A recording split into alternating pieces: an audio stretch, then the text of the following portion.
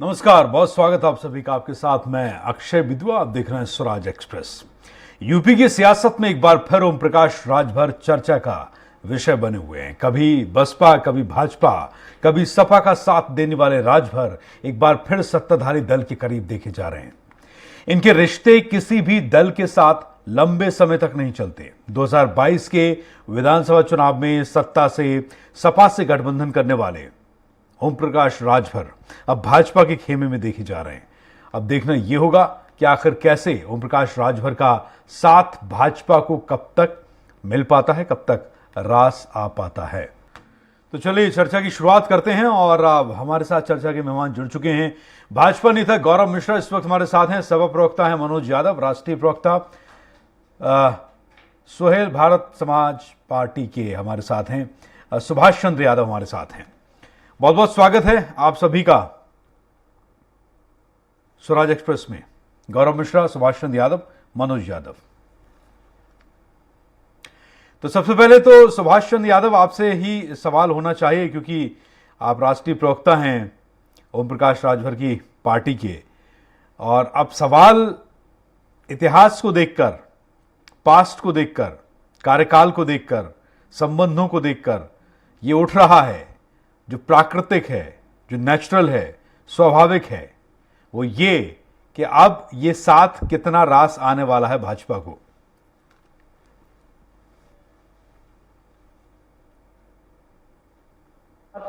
है या नहीं है ये मैं नहीं बोल सकता, क्योंकि ये हमारा सिर्फ नेतृत्व तय करता है। तो साथ होगा या नहीं होगा ये भविष्य विदर्भ के अंदर छुपा है। तो इसके बारे में मैं चर्चा करें तो बेहतर रही बात माननीय मुख्यमंत्री जी से, माननीय ओम प्रकाश राजभर जी के मिलने की। तो जैसा कि अभी थोड़ी देर पहले जब डिबेट की शुरुआत के अंदर आपके संवाददाता ने जो बयान जारी किया था, जिसके अंदर माननीय ओम प्रकाश राजभर जी ने स्पष्ट कर दिया था कि 11 मार्च 2022 को इलाहाबाद हाई कोर्ट से एक जो आदेश जारी हुआ था, जिसके अंदर जो उत्तर प्रदेश की 17 जातियां हैं जिन्हें SC/ST के अंदर दर्जा दिए की बात हुई थी, उसके अंदर भर जाती भी थी, लेकिन उसके ऊपर कोई ध्यान नहीं दिया गया था। उसके बाद में उसको रिमाइंडर डाला गया था, जिसका आदेश पारित हुआ था। उसी के संबंध में माननीय हमारे राष्ट्रीय ओम प्रकाश राजभर जी माननीय मुख्यमंत्री जी से मिले, उनके संज्ञान के अंदर ये चीज लाई और माननीय मुख्यमंत्री जी का हम धन्यवाद अदा करते हैं कि उन्होंने इस चीज को संज्ञान में लिया और तुरंत समाज कल्याण विभाग को आदेश भी दिया ताकि ये चीजें केंद्र तक पहुंचे। तो ये तो चीजें हो गई व्यवहारिक। रही बात साथ न साथ, ये तो सर भविष्य के घर के अंदर छिपा हुआ, इसके अंदर भी मैं टीका टिप्पणी न करते हुए आने वाले समय के अंदर स्पष्ट हो जाएगा क्या होने वाला है। ठीक है गौरव मिश्रा जी, आप लोग आशान्वित हैं, आप लोग आशावान हैं, आपको कोई संभावना नजर आती है? देखिए, ओम प्रकाश जी बहुत जुझारू व्यक्ति हैं, पराक्रमी व्यक्ति हैं। मैं व्यक्तिगत रूप से ओम प्रकाश जी को पिछले 20 वर्षों से जानता हूँ। जिस समय उन्होंने अपना दल ये बनाया था सुभाषपा, उस समय से मैं उनको जान रहा हूँ। उनकी जो कार्यशैली है वो सतत संघर्ष करने वाली कार्यशैली है और कहीं ना कहीं अपने अस्तित्व को बनाए रखने की जो जद्दोजहद है उसमें वो किसी को पकड़ते हैं या किसी को छोड़ते हैं, ये उनका अपना निजी मामला होता है। लेकिन एक बात तो बहुत साफ और शीशे की तरह स्पष्ट दिखाई दे रही है कि भारतीय जनता पार्टी का जो मंत्र है, मूल मंत्र है सबका साथ सबका विकास, जिसमें सबका विकास सुनिश्चित हो, उस मंत्र को ओम प्रकाश राजभर जी भी स्वीकार करने पर अब तैयार हो गए। यही कारण है कि देखिए, जिस विषय को वो लेकर के मुख्यमंत्री जी के पास गए थे, यद्यपि हमारी सरकार ने ये विषय पहले ही भेजा था, लेकिन चूंकि ये राज्य का विषय ही नहीं है, ये केंद्र सरकार कैबिनेट के फैसले से सदन के अंदर उसको ये मान्यता मिलती है। सुप्रीम कोर्ट ने भी अपना इस पे वर्डिक्ट दिया हुआ है। तो ये राज्य केवल रिकमेंड कर सकता है और राज्य ने रिकमेंड किया और पहले भी ये प्रयास किया था राज्य सरकार ने, हमारी सरकार ने पहले भी प्रयास किया था। तो ये उस दिशा में सकारात्मक कदम है और जो मांग है उनकी वो जायज है। उसमें कोई ऐसी बात नहीं है कि उसको न स्वीकार किया जाए, लेकिन हाँ, उससे भी व्यापक दृष्टि रखने की अब आवश्यकता है। ओम प्रकाश जी को भी उससे व्यापक दृष्टि रखने की आवश्यकता है।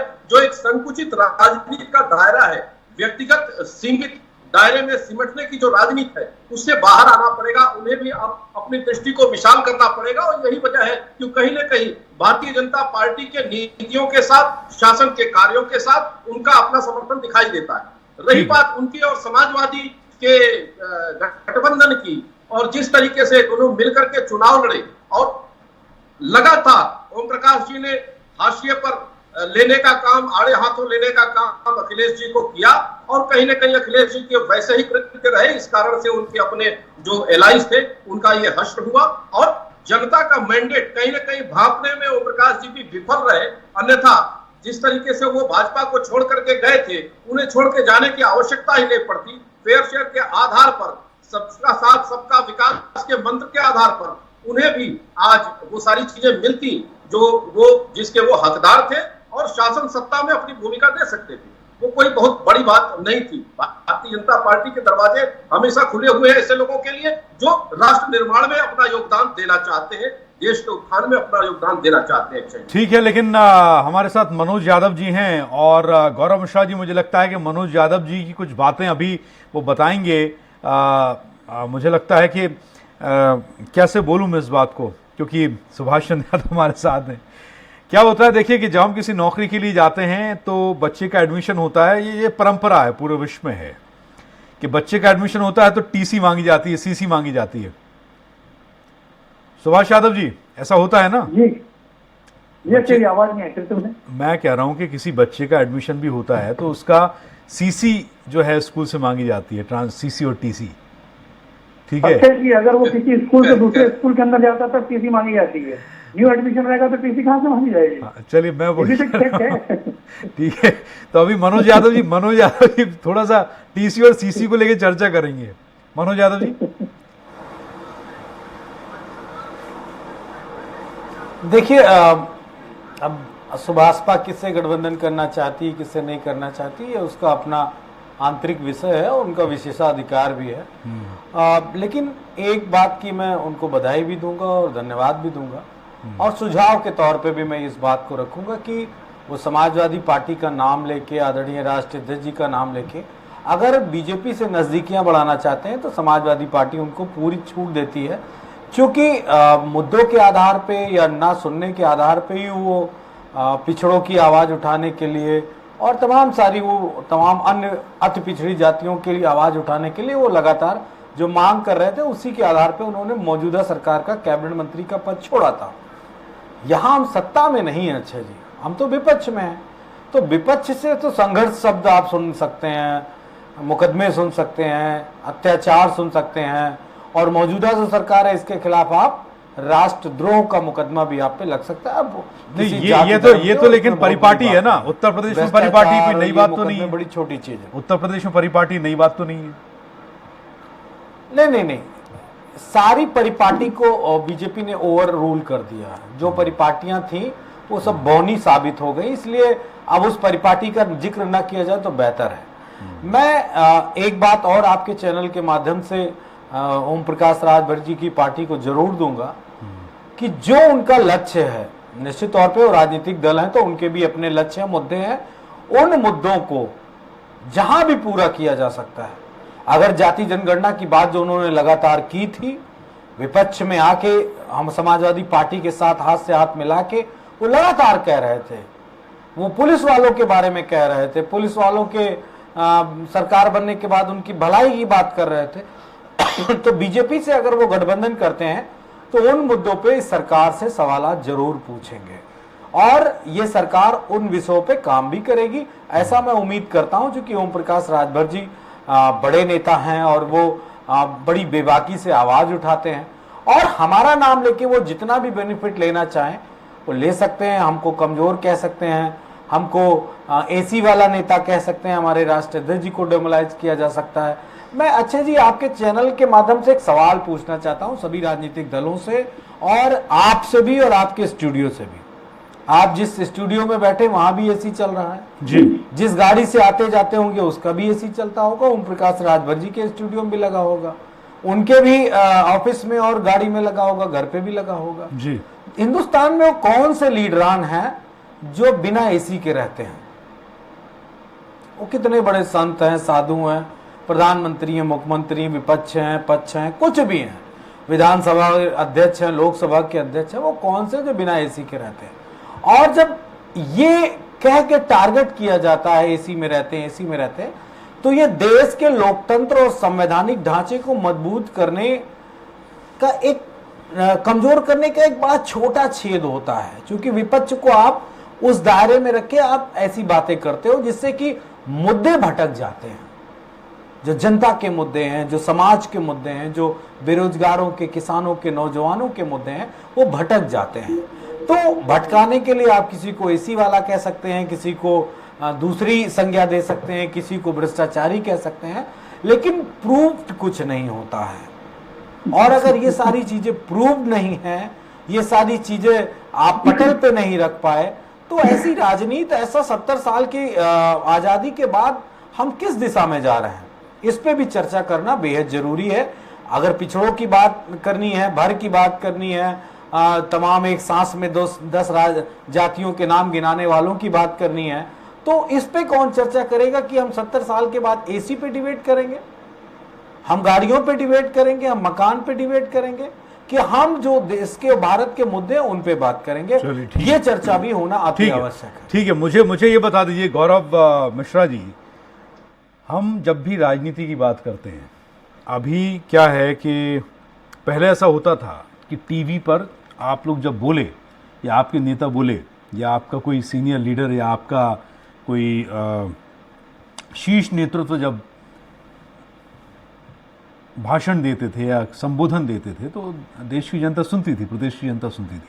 अभी क्या है, लोग सोशल मीडिया, ट्विटर पर हैंडल करते हैं, ठीक है, फेसबुक पेजेस होते हैं, इंस्टाग्राम पेजेस होते हैं, सबके सारे नेताओं की सारी, ठीक है, एक विचारधारा जो है वो लोगों को छूती है। तो मुझे समझ में ये नहीं आता कि जब आप राजनीति में किसी दृष्टिकोण में जाकर, कहीं किसी मौका परस्ती से प्रभावित होकर, किसी स्वार्थ से प्रभावित होकर, किसी समीकरण को साधने के लिए जब आप ऐसा कोई फैसला चुनते हैं, ऐसा कोई फैसला लेते हैं, उस तरह के वातावरण जब निर्मित होने लगता है चुनावी बयार में, तो वो विचारधारा की लड़ाई कहाँ जाती है, वो विचारधारा जगह कैसे बना पाती है? भाई दूध में चीनी घुल पाएगी ना, दूध में गुड़ घुल पाएगा, दूध में पत्थर या रेत तो नहीं घुल सकती है। मैं व्यक्तिगत किसी पे आक्षेप या आरोप नहीं लगा रहा हूं, लेकिन मैं सिर्फ विचारधारा की बात कर रहा हूं कि विचारधारा से विचारधारा मैच करना, शामिल हो पाना, घुल पाना, ये एक बड़ा विषय है। इसको क्यों नहीं सोचा जा सकता है या जाता है? क्योंकि ये आज नहीं तो कल ये दिक्कत करेगा। ये अक्षय जी, बहुत महत्वपूर्ण और बहुत बड़े विषय को आपने उठाया है। लोकतंत्र की ये मर्यादा है कि सभी को अवसर मिले और सभी विचारधाराओं को सम्मान मिले।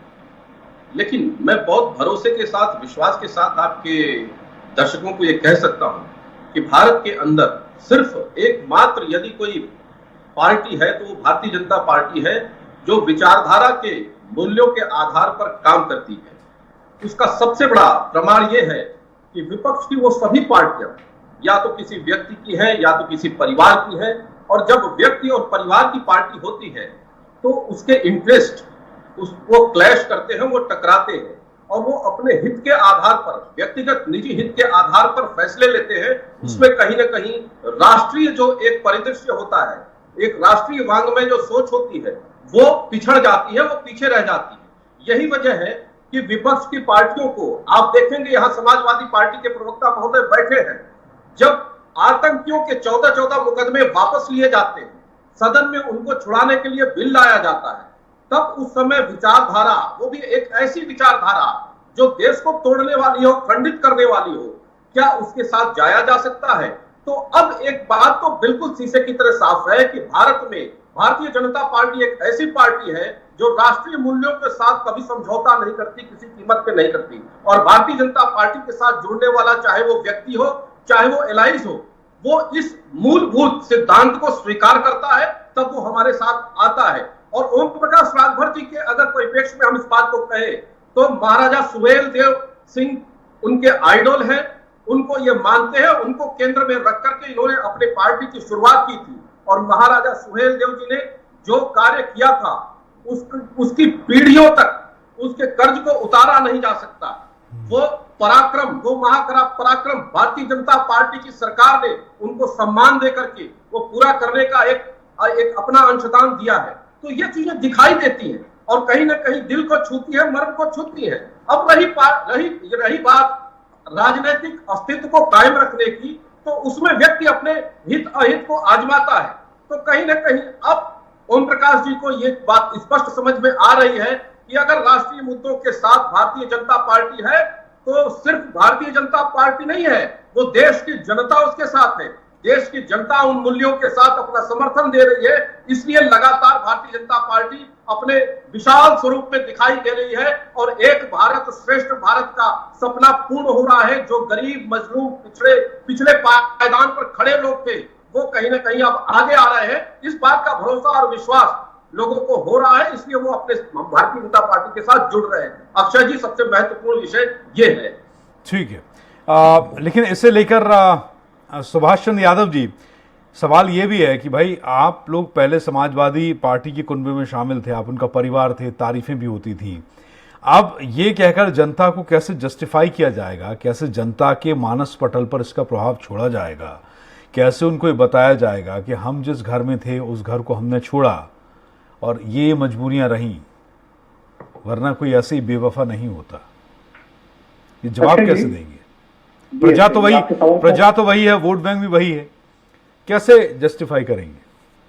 अक्षय जी, आपके सवाल का जवाब देने से पहले समाजवादी पार्टी के साथी प्रवक्ता का जरा मैं जवाब देना चाहूंगा जी। उन्होंने स्पष्ट अपनी शुरुआत उन्होंने की, तब उन्होंने बोला था कि हमारे राष्ट्रीय अध्यक्ष अखिलेश यादव जी का नाम लेके अगर सुहेल देव समाज पार्टी आगे बढ़ रही है तो बढ़े। तो इसके बारे में जरा मैं बोल दूं, हमको मालूम है जन्नत की हकीकत, लेकिन दिल के कुछ रखने को गालिब ये ख्याल अच्छा है। ये ख्याल पाले रहे हैं, इनका ख्याल बड़ा अच्छा है, ये ख्याल पाले रहे हैं। अब मैं आपके सवाल के ऊपर आता हूँ। आपने बोला कि पहले उनके साथ में थे, हम उनके साथ में थे, उनके साथ में गए, इसलिए गए थे कि समाजवादी पार्टी पिछड़े, अति पिछड़े, दलित, अति दलितों की बात करती थी। लेकिन जब हम वहां पे गए तो वहां पे पता चला कि समाजवादी पार्टी सिर्फ और सिर्फ अति पिछड़े और पिछड़ों की बात करती है, दलितों की, अति दलितों की बात करती है। उनको नुमाइंदगी देने का जब काम करने की बारी आती है तो उनको नुमाइंदगी नहीं देती है। इसके बारे में हमारी पार्टी के राष्ट्रीय अध्यक्ष माननीय ओम प्रकाश राजभर जी ने जब विधानसभा चुनाव के अंदर अखिलेश यादव जी को बार बार बोला कि प्रजापति को टिकट दे दीजिए, हमको कुमार को टिकट दे दीजिए, ननिया को टिकट दे दीजिए, कुंडी को टिकट दे दीजिए, पटेल को टिकट दे दीजिए, लेकिन अखिलेश यादव ने उनको टिकट देना जरूरी नहीं समझा। तो कहीं ना कहीं अखिलेश यादव की मानसिकता थी कि इनके वोट तो लेने हमें अति पिछड़ों के, अति दलितों के, लेकिन इनको प्रतिनिधित्व नहीं देना। इसी वजह से सुहेल देव पार्टी उनसे दूर हट गई। यहाँ पे मनोज जी ने एसी वाली राजनीति की बात की थी, तो यहाँ पे भी अक्षय जी मैं स्पष्ट कर दूं, एसी वाली बात आई कहां से? 2022 का बाई इलेक्शन चल रहा था, आजमगढ़ का चुनाव, हम गठबंधन के सहयोगी थे। हमारे राष्ट्रीय अध्यक्ष आजमगढ़ के अंदर जा रहे हैं, धूप के अंदर निकल रहे हैं, पसीने बहा रहे हैं, और आपके राष्ट्रीय अध्यक्ष क्या कर रहे थे? आपका सदा चचेरा भाई चुनाव लड़ रहा धर्मेंद्र यादव, और आप एसी से बाहर नहीं निकल रहे। तो एसी की राजनीति की बात कहां से आई? क्योंकि आपने वो अवसर दिया। जब तक आप एसी की राजनीति से बाहर नहीं निकलेंगे, आपको सुहेल समाज पार्टी नहीं, पूरे उत्तर प्रदेश की ऐसी कोई राजनीतिक पार्टी नहीं जिनको टारगेट नहीं करती।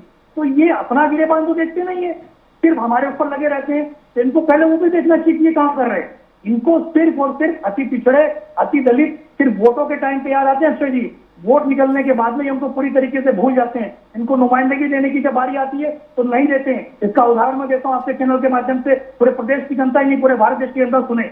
अभी राज्यसभा के चुनाव हुए थे, राज्यसभा चुनाव के अंदर समाजवादी पार्टी ने कपिल सिब्बल को सपोर्ट करके राज्यसभा के अंदर भेजा था। ये कपिल सिब्बल वही है, जब इनकी सरकार थी तो SC/ST प्रमोशन के अंदर जब आरक्षण की बात आई थी तो इन्हीं कपिल सिब्बल ने आरक्षण का बिल फाड़ दिया था। ये है समाजवादी पार्टी की दोहरी मानसिकता। अर्जुन सिंह ने OBC शिक्षा के अंदर जब आरक्षण की बात की थी तब इसी कपिल सिब्बल जी ने उनका विरोध किया था। इनके दबाव के अंदर, कपिल सिब्बल के दबाव के अंदर अर्जुन सिंह को मंत्रिमंडल से हटाया गया था। ये समाजवादी पार्टी की मानसिकता। तो समाजवादी पार्टी कौन सी लुभाई दे रही है? अति पिछड़ों की बात करती है, पिछड़ों की बात करती है, अति दलितों की बात करती है, और उसी की बुराई करने वालों की, उसी के खिलाफ चलने वाले को राज्यसभा के अंदर भेजती है। ये दोहरा रवैया नहीं तो क्या है? ये प्रदेश की जनता जान चुकी है। 2024 के अंदर देखिए इनकी हालत क्या होगी। 5 से 3 के आगे, अरे 3 से भी 0 पे आने वाले 24 के अंदर। नहीं तो अभी तो नए समीकरण बन गए ना, अभी तो नए साथी मिल रहे हैं ना उत्तर प्रदेश में। अभी उत्तर प्रदेश बिहार की राजनीति अब एक साथ होगी। देखिए, राजनीति के अंदर समीकरण बनते हैं और बिगड़ते हैं, संभावनाएं आती है जाती रहती हैं। लेकिन वर्तमान के परिवेश को अगर देखा जाए तो वर्तमान को अगर देखा जाए, समाजवादी पार्टी की हैसियत क्या आपको पता है? 3 क्या है 2024 के अंदर 0 पे आ जाएंगे। ठीक है, तो गौरव मिश्रा, आप आशान्वित हैं बीजेपी उत्तर प्रदेश? अक्षय जी, देखिए, भारतीय जनता पार्टी एक समुद्र समान पार्टी है। और नदियां आकर के विलय होती हैं समुद्र में ही। अंततः उसका जो गंतव्य होता है वो समुद्र ही होता है, और समुद्र हमेशा विशुद्ध होता है। लेकिन साहब जनता कभी जवाब अपवित्र मांगेगी, नहीं जनता जनार्दन नहीं जो है वो जवाब मांगेगी। ठीक है, आप वोट बैंक को साथ लेंगे, लेकिन बहुत सारे लोग हैं जो विचारधारा से प्रेरित होते हैं और उस तरह की राजनीति में दखल रखते हैं और उसी तरह की पार्टियों की तरफ अपना झुकाव भी रखते हैं। वो जवाब मांगेगी।